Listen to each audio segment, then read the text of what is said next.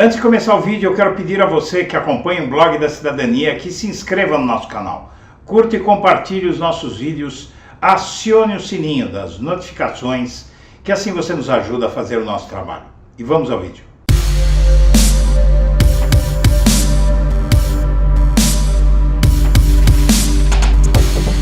Bom dia, senhoras e senhores. Hoje é 24 de maio de 2022, são 8 horas da manhã.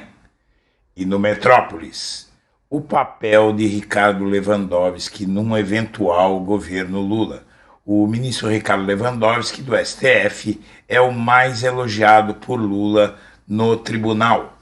Advogados próximos ao PT e dirigentes do partido avaliam que Ricardo Lewandowski só não será ministro da Justiça de um eventual governo Lula se não quiser. O ministro do STF é hoje o mais elogiado por Lula no tribunal e ajudaria o ex-presidente como ministro da Justiça a gerir a relação com os ministros de tribunais superiores, com quem o candidato, ao contrário de Bolsonaro, quer ter boa relação. O Lewandowski foi o grande ponto de resistência no STF durante o pior período desse tribunal.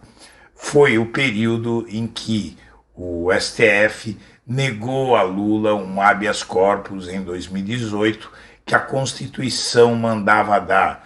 O Lewandowski ele vem encarnando a resistência à caminhada suicida do tribunal desde o julgamento do Mensalão em 2012, quando, munido de extrema coragem, teve a capacidade de não condenar José Dirceu sem provas, sob a famigerada teoria do domínio do fato, usada para condenar José Dirceu simplesmente porque ele era chefe da Casa Civil no governo Lula.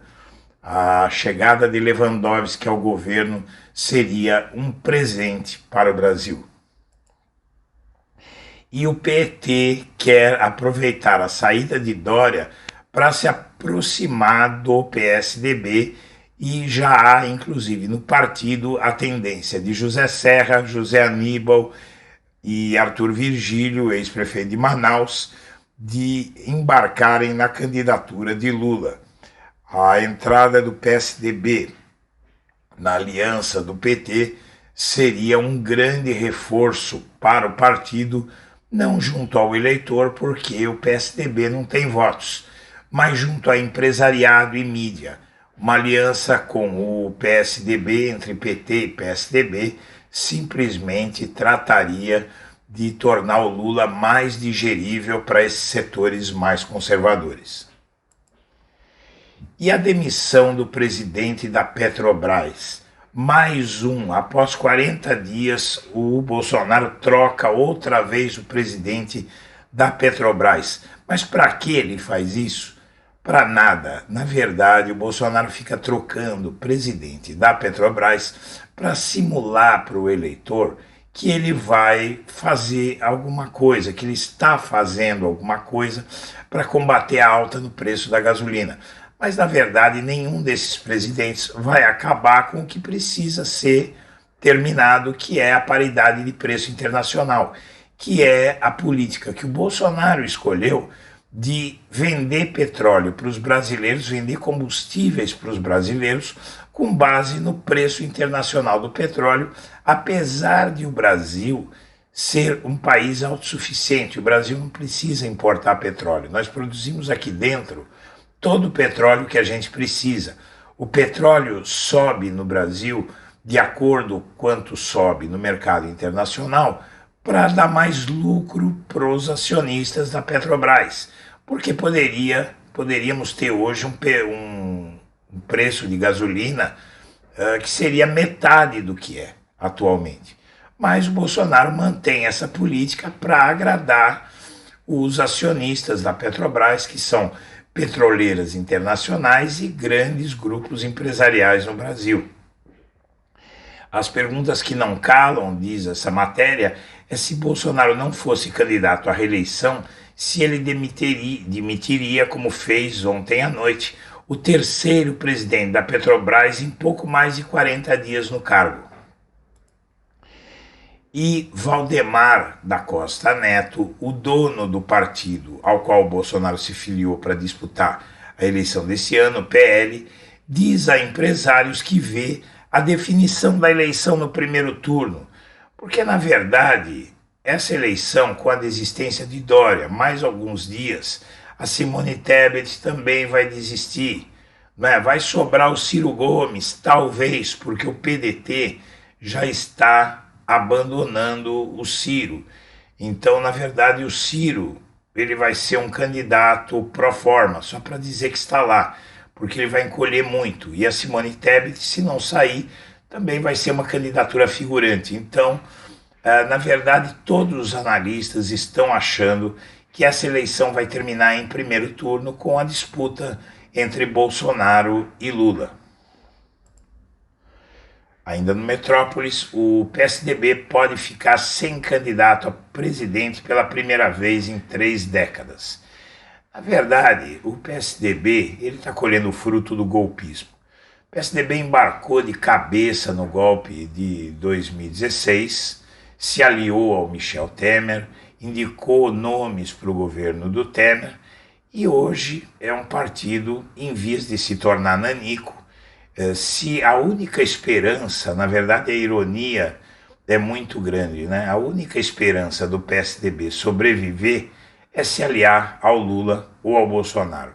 Como a identidade do PSDB com o Bolsonaro ficou mais difícil, é muito provável que tente se aliar a Lula. Se não fizer isso, o PSDB deve sumir ou se tornar um partido nanico com meia dúzia de deputados. Triste fim para um partido que poderia ter sido muito mais do que foi se não fosse a sua guinada à direita em 1994, aliando-se ao então PFL. E no Correio Brasiliense, o PT não desistiu de aliança com o partido do Ciro. Só falta o PDT na aliança de esquerda. É o único partido de esquerda do Brasil que não aderiu ao Lula. O Lula ainda quer ter o partido de Ciro, que vem desferindo o Ciro ataques pesados ao PT e ao ex-presidente. O pré-candidato do PT, Luiz Inácio Lula da Silva, deixou claro ontem que não desistiu de ter o PDT na aliança que o apoia na disputa à presidência, apesar dos frequentes ataques de Ciro Gomes, como adversário do petista na corrida ao Planalto. O recado foi transmitido pela presidente nacional da legenda, Gleisi Hoffmann, após a primeira reunião do Conselho Político da chapa Lula-Alckmin. E antes de renunciar, o Dória queria que o Temer fosse o vice dele em uma chapa reunindo os dois. Seria um vexame total, ainda bem para o Dória que ele desistiu de ser candidato. A ausência na disputa presidencial marca declínio do PSDB, que perdeu 75% da sua bancada desde o governo Fernando Henrique Cardoso, diz o Globo. O partido teve candidato ao Planalto em todas as eleições desde que foi criado, mas perdeu espaço para o bolsonarismo.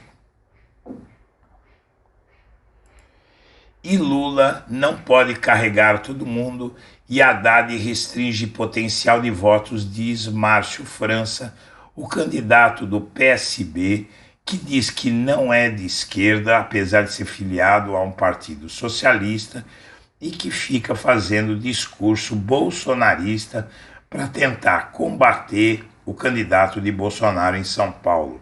É um grande erro do PSB a candidatura desse sujeito, e ele pode torpedear a aliança do PSB com o PT em São Paulo e ainda não chegar a lugar nenhum. Detalhe, Haddad está disparado na frente. E vem aí o documentário sobre a Vaza Jato. Lula, Moro e Lawfare estão no centro do novo documentário de Maria Augusta Ramos, chamado Amigo Secreto. Vem aí agora em junho, dia 16, estreia nos cinemas e deve explodir no país. Lula, Sérgio Moro, o Lawfare estão no Centro de Amigo Secreto, novo documentário da cineasta Maria Augusta Ramos. Ela conta a história a partir do trabalho de jornalistas como Glenn Greenwald, que por meio de mensagens vazadas do Telegram de procuradores da Lava Jato, expuseram a proximidade entre os membros da Força Tarefa e o então juiz. A série de reportagens que ficou conhecida como Escândalo da Vaza Jato. E a Sarah Winter, hein? A Sarah Winter abandona o apelido Winter e vira Sarah Ruff. Ela casou com um americano e diz que se aposentou da militância de rua. Recém-casada, ela afirma que não pretende fazer campanha em caso de disputa entre Bolsonaro e Lula. Olha aí, ela emagreceu, né? Casou com um americano. Essa mulher é aquela que apareceu em vídeos dizendo que queria trocar socos com Alexandre de Moraes e liderou uma marcha de extremistas de direita para cima do STF, na qual eles atiraram morteiros, fogos de artifício contra o tribunal. Ela chegou a ser presa e desistiu da militância política, emagreceu e casou. E o Bolsonaro vai ser julgado por um tribunal internacional. É o Tribunal dos Povos que julga Bolsonaro por crimes contra a humanidade. Esse júri internacional examina a denúncia de entidades sobre a atuação do Bolsonaro na pandemia. O veredito não tem pena, mas efeito simbólico. Esse tribunal ele foi criado para julgar as ações dos Estados Unidos durante a Guerra do Vietnã e desde então vem julgando personalidades do mundo inteiro de forma simbólica. A condenação é mais um óbice à imagem, à reputação das pessoas que julga. Seguramente o Bolsonaro vai ser condenado, vai ser um ponto a mais para os livros de história nessa carreira hedionda que tanto mal fez ao Brasil e ao mundo. Senhoras e senhores, nós agradecemos a atenção e estaremos de volta ao meio-dia. Um abraço para todo mundo. Antes de começar o vídeo, eu quero pedir a você que acompanha o Blog da Cidadania que se inscreva no nosso canal. Curta e compartilhe os nossos vídeos, acione o sininho das notificações, que assim você nos ajuda a fazer o nosso trabalho. E vamos ao vídeo.